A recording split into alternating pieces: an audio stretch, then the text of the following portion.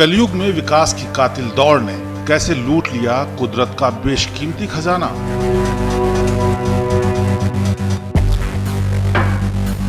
देवभूमि में हरे भरे जंगलों से क्यों गायब होने लगे देववृक्ष।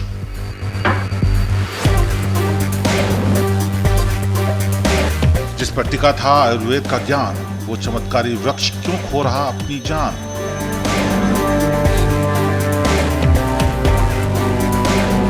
जिसके बिना अधूरे हैं हिंदू धर्म के बड़े बड़े अनुष्ठान, पहाड़ों से कहां लापता हुआ वो दिव्य पेड़।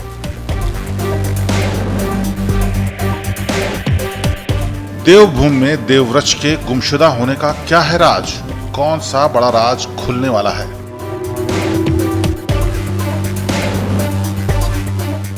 देवभूमि उत्तराखंड के हरे भरे पहाड़ों में कुदरत के बेशकीमती खजाने छिपे हैं। इन पहाड़ों में ऐसी ऐसी जड़ी बूटियां हैं जिनकी मदद से इंसान गंभीर से गंभीर रोगों को भी साध सकता है। उच्च हिमालयी क्षेत्र में उगने वाली इन जड़ी बूटियों पर पूरी आयुर्वेदिक उपचार पद्धति टिकी है। देवभूमि के इन्हीं पहाड़ों में कई देव वृक्ष भी हैं जिनकी खूबियां इंसानों का पूरा जीवन बदल सकती हैं। यही वजह है कि देवभूमि के इन देव वृक्षों को न सिर्फ पूजा जाता है बल्कि कई धार्मिक अनुष्ठानों में भी देव वृक्षों का इस्तेमाल होता है। नमस्कार, मैं हूं शिवेंद्र श्रीवास्तव और आप देख रहे हैं हमारा खास शो रहस्यम। देवभूमि में मौजूद देववृक्ष हम इंसानों के लिए देवताओं का वरदान है, लेकिन इंसानों की एक भूल की वजह से अब देव हमसे दूर होते जा रहे हैं। इंसानों ने देवताओं को क्यों नाराज कर दिया है? क्या देव वृक्ष का विलुप्त होना किसी बड़े खतरे का संकेत है? इन तमाम सवालों का जवाब जानने के लिए देखिए हमारी एक खास रिपोर्ट। हरे भरे पहाड़, हसीन वादियां, खुशनुमा माहौल और हवा में सुगंध बिखेर कर खिलखिलाते फूल देखकर यही लगता है कि उत्तराखंड के पहाड़ों को कुदरत अपनी गोद में खिला रही है। लेकिन देवभूमि की इस खूबसूरती को अब नजर लगती जा रही है, क्योंकि देवभूमि का देववृक्ष इंसानों से नाराज है और पहाड़ों को अलविदा कह रहा है। पैया, जिसको कि उत्तराखंड के इतिहास में देव वृक्ष भी कहा जाता है, और इसका वर्णन जो है स्कंद पुराण से लेके जो हमारे जो पुराण है, उपनिषद है, हर जगह इसका वर्णन मिलता है। क्योंकि ये जो पौधा है इसका जो है धार्मिक बहुत बड़ा महत्व है। क्योंकि हमारे जो भी धार्मिक कार्य होते हैं हर जगह इसके लकड़ी, इसके पत्ते और जो इसकी जो छाल है इसका प्रयोग किया जाता है। कहीं ना कहीं आयुर्वेद में भी जो है इसका उपयोग है। क्योंकि अभी मेरी थोड़ी देर पहले जो आयुर्वेद से संबंधित जो डॉक्टर है उनसे मेरी बात हुई, तो उनका कहना है कि जो पैया है पौराणिक रूप में जो है इसका जो प्रयोग है या हड्डियों को जोड़ने के लिए जो है इसको प्रयोग किया जाता था। लेकिन आज की डेट में ये पौधे की स्थिति है कि धीरे धीरे ये जो विलुप्ति के कगार पे, क्योंकि जलवायु परिवर्तन और जो हमारे जो ग्रामीण क्षेत्रों में विकास का पहिया इस तरह से बढ़ रहा है कि ये जो पौधे हैं इसकी जो है लगातार संख्या घट रही है। क्योंकि वैज्ञानिकों का कहना है कि अगर ये जो पौधा है इसका अगर समय पे जो है इसका जो है संवर्धन नहीं किया गया तो ये पौधा जो है धीरे धीरे समाप्त हो जाएगा। जो हमारी एक संस्कृति भी इस पौधे से जुड़ी है, क्योंकि ये जो पौधा है ऐसे टाइम पे खिलता है जब शरद ऋतु शुरू होती है और जब बसंत ऋतु का आगमन होता है तब तक इस पर जो फूल लगे रहते हैं। और कहा जाता है कि जब शरद ऋतु में देव पूजा में भी जो इसके जो फूल है उसका प्रयोग किया जाता है। और जब भगवान श्री कृष्ण पे भी इस पौधे के बारे में बताया जाता है कि भगवान श्री कृष्ण अपनी पत्नी के कहने पे जो स्वर्ग से इस पौधे को यहाँ पे लाया था। लेकिन कहीं ना कहीं जो ये पौधा आज जो है विलुप्ति के कगार पे है। और हमारे जो पर्यावरणविद है, हमारे जो सरकार है, उसको कहीं ना कहीं इस पौधे को जो है आगे बढ़ाने में ध्यान देना पड़ेगा, नहीं तो हमारी एक संस्कृति कहीं ना कहीं जो समाप्त हो जाएगी। पहाड़ी इलाकों में पाया जाने वाला देववृक्ष है पैया, जो अब धीरे धीरे विलुप्त हो रहा है। बढ़ती विकास की दौड़ और जलवायु परिवर्तन के चलते ये देववृक्ष खत्म होता जा रहा है। अगर जल्द ही उत्तराखंड में देववृक्ष पैया का संरक्षण नहीं किया गया तो ये पवित्र पेड़ लगभग विलुप्त हो जाएगा। जिसको हम पैया कहते हैं, इसका नाम पद्माक्ष भी है और पद्माक्ष के नाम से जाना जाता है। और इसका बॉटनिकल नेम जो वनस्पतिक नाम होता है प्रूनस सिरियोसाइटिस है। और ये इसका जो साइंटिफिक इसको कंजर्वेशन की बहुत आवश्यकता है। क्योंकि ये जब जहाँ जहाँ गांव में जहाँ रोड बनी है वहाँ ये अक्सर जो गांव के आसपास होता था। और इसके जो है इसके संरक्षण के लिए लोग आगे आते थे पहले, क्योंकि उनको हर काम में जैसे मांगलिक कार्य जो भी होते थे उन मांगलिक कार्यों में इसकी आवश्यकता होती थी और गांव के लोग इसका संरक्षण भी करते थे।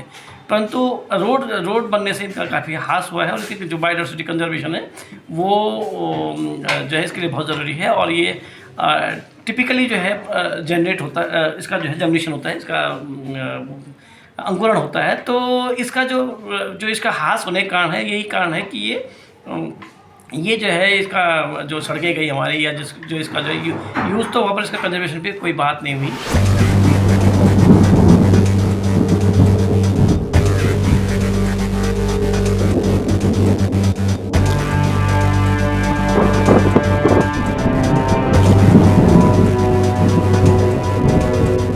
देवभूमि में पाए जाने वाले कई पवित्र पेड़ों को पुराणों और उपनिषदों में धार्मिक आधार पर देववृक्षों की संज्ञा दी गई है।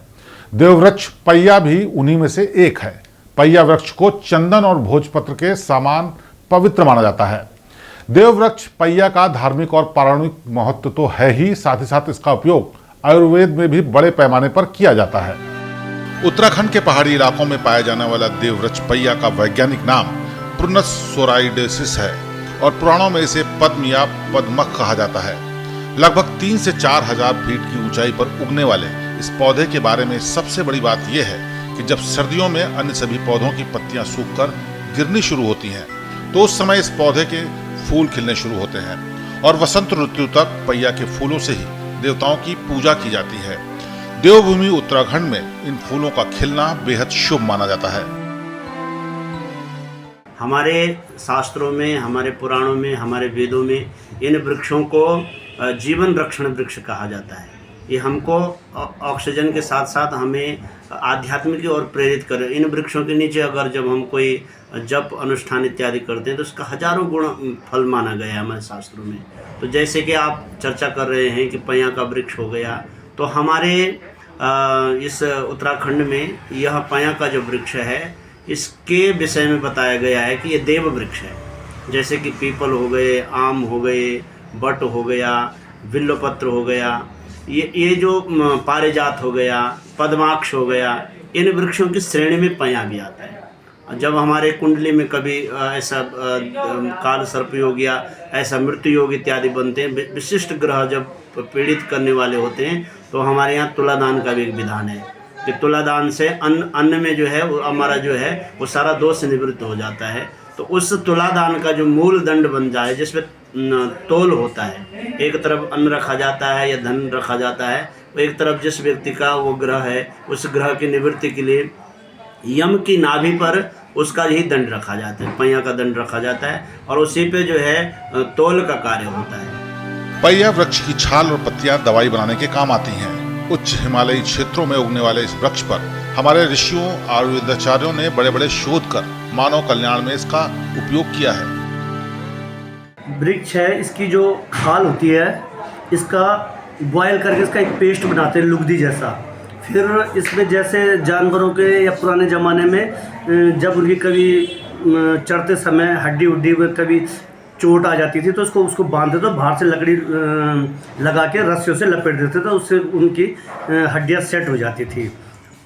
और जो इसका एक राल भी बनता है जो गोंद रेजिन कहते हैं, इसमें कैल्शियम की मात्रा पाई जाती है और ये हड्डियों को भी मजबूत करता है।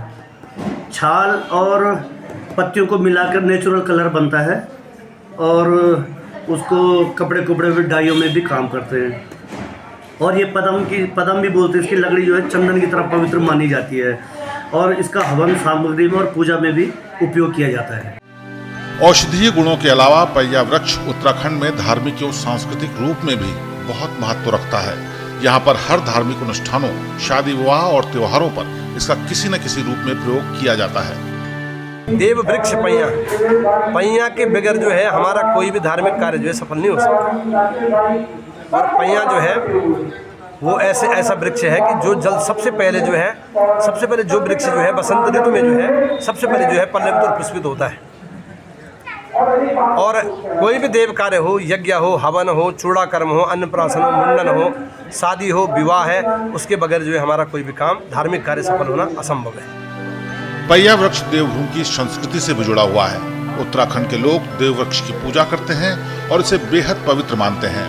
उत्तराखंड के सांस्कृतिक इतिहास में इस पौधे पर कई गीत भी लिखे गए हैं।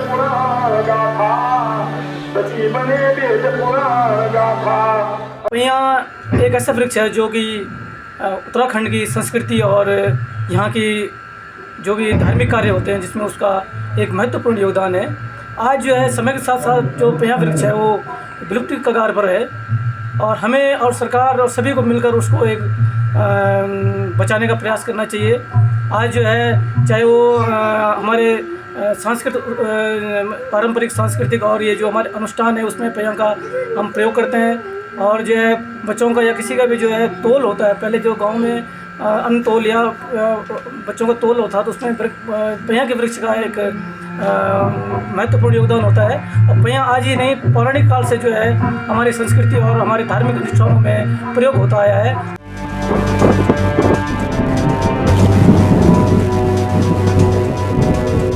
आधुनिकता की विकास वाली दौड़ ने इंसानों को अंधा कर दिया है। विकास के नाम पर प्रकृति का बेहिसाब दोहन हो रहा है, जंगलों को खत्म किया जा रहा है, पेड़ काटे जा रहे हैं।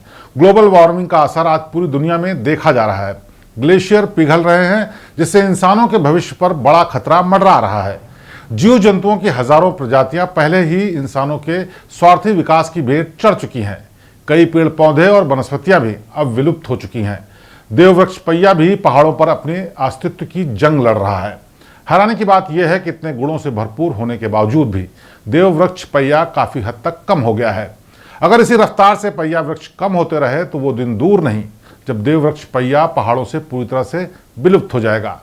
सरकार को देववृक्ष पहिया के संरक्षण में कारगर कदम उठाने होंगे। साथ ही देवभूमि के लोगों को भी देववृक्षों को बचाने का संकल्प लेना होगा, क्योंकि ये देववृक्ष देवताओं का आशीर्वाद है और अगर देववृक्षों को नहीं बचाया गया तो देवों का नाराज होना तय है। और अगर ऐसा हुआ तो कुदरत अपना कहर बरपाएगी और भीषण तबाही आएगी। तो रहस्य में आज की स्टोरी में इतना ही। रहस्य और रोमांच से भरी ऐसी ही दिलचस्प और सच्ची कहानियां हम आपके लिए लेकर आते रहेंगे। हर शनिवार शाम 7 बजे देखना न भूलें रहस्य। हमारी ये स्टोरी आपको कैसी लगी हमें कमेंट करके बताएं। स्टोरी अच्छी लगी हो तो इसे लाइक करें, वीडियो को शेयर करें, चैनल को भी सब्सक्राइब करें और सभी नोटिफिकेशन पाने के लिए बेल आइकन भी दबाएं। पहाड़ों की हर खबर से अपडेट रहने के लिए जुड़े रहिए श्रेष्ठ उत्तराखंड के साथ। फिलहाल मुझे दीजिए इजाजत। नमस्कार।